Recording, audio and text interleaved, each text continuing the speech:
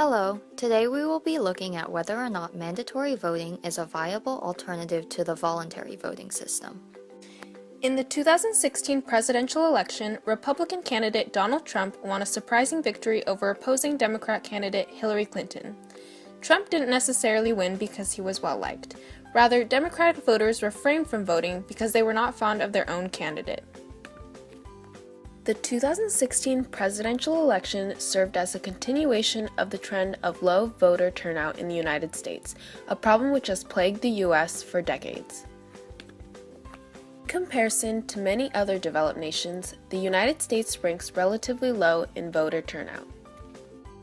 And national turnout in a U.S. presidential election has not surpassed 70% since 1900. This, when contrasted to countries such as Belgium, Sweden, and Turkey, which have all had above an 80% turnout in their most recent elections, is a disappointing result. The primary concern of low voter turnout is that it may distort the democratic way in which the United States functions. Since a significant percentage of the electorate is choosing to offer no input on how they believe the country should be run, unequal influence and attention is given to those individuals who choose to vote.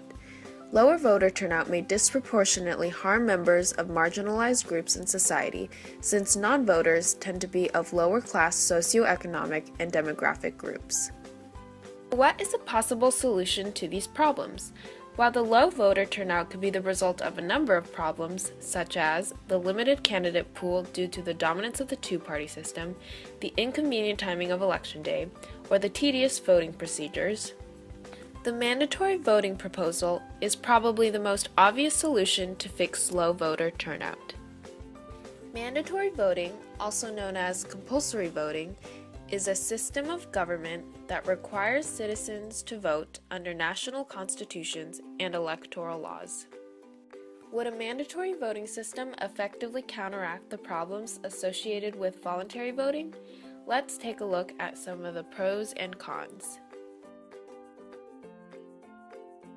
If everyone is required to vote, political parties are able to invest more of their time and energy into persuading citizens to vote for their side, rather than persuading them to go out and vote in the first place. This leads to better informed voting decisions, since citizens would be more aware of the issues and stances each political candidate holds. Mandatory voting would also form a more balanced electorate. How? Because people who stand at the center of the political spectrum are required to vote. Constituents who hold more moderate views would be able to dilute the opinions of more radical constituents, typically the elite, which would result in a more balanced electorate. This reduces the focus on narrow partisan issues and draws attention to broader, more significant issues. A mandatory voting system also forces candidates to address the concerns of all voters, which means that poorer, less educated voters who tend to have lower voter turnout will help balance the policy agenda. Furthermore, many political scientists believe that a democracy is based on the people's ability to actively participate in the government. As more of the electorate is required to offer input, democracy is strengthened, and this creates a higher quality government.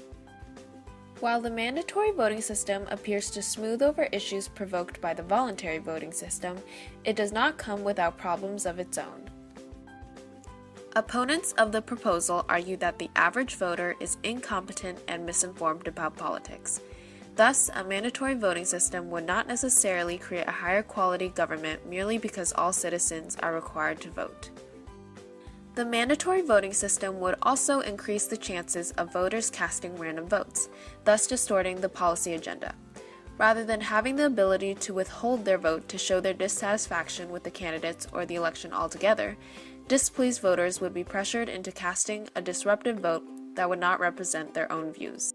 Furthermore, opponents of the mandatory voting system argue that it does not improve or promote a democracy. For example, many believe that voting is a form of freedom of expression. Therefore, the act of withholding your vote is a form of expression, and a mandate requiring people to vote would be an infringement upon an individual's First Amendment rights. Finally, implementing a mandatory voting system would require new regulations, thus complicating the already confusing voting procedure. So which option is ultimately the best? Perhaps there is no option that works best only options that work better for certain things and worse for others. Though mandatory voting would solve the issue of low voter turnout, new problems are bound to arise as for any other imperfect system.